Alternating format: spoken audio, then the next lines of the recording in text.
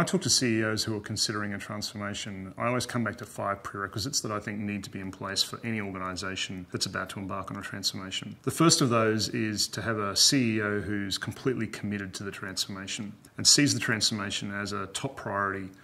for his or her business, and they're willing to give the level of engagement, attention and focus that's required as the CEO, being one of their top priorities in the business. The second thing I look to is a willingness to go after the full potential for the transformation. That desire to really shoot for an aspiration that for many CEOs is above and beyond anything they've ever seen before is a critical prerequisite to being able to start a transformation and to set the right level of aspiration from the outset. You've got to really want to be outstanding. You've got to want to achieve your full potential. But wanting something isn't enough. You've also got to be willing to work for it. So it's a journey of significant effort, and you've got to be committed to that effort. The third is a willingness to commit the organisation, and to commit the organisation in terms of bringing the best resources, making sure that the leadership team is ready to commit the time, making sure that people allocated to the transformation who are the best people in the organisation, and bringing that broader commitment in the organisation. The fourth is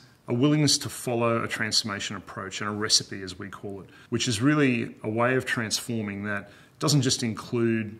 targets and going after a series of initiatives or projects, but is all about following a particular recipe for how to identify the potential, how to build bottom-up plans and granular initiatives that can help deliver that potential, and then how to engage the organisation to go and execute and deliver against that. And also about following the recipe of how do we think about organisational health, improving mindsets, capabilities in the organisation to sustain the transformation. One of the things I think we've learned over the past decade or so is that trying to transform part of a company or an individual function is a pretty fraught and difficult exercise. On the other hand, when you go at it comprehensively, meaning you tackle performance, you tackle the effectiveness or the health of the organisation, and you tackle capabilities, all of these things have to be part of the puzzle or part of the solution. And the final prerequisite I would say is that any CEO or organisation considering a transformation needs to go and visit other organisations that have been through a transformation so they can understand firsthand what it means for them, what it means in terms of their level of commitment,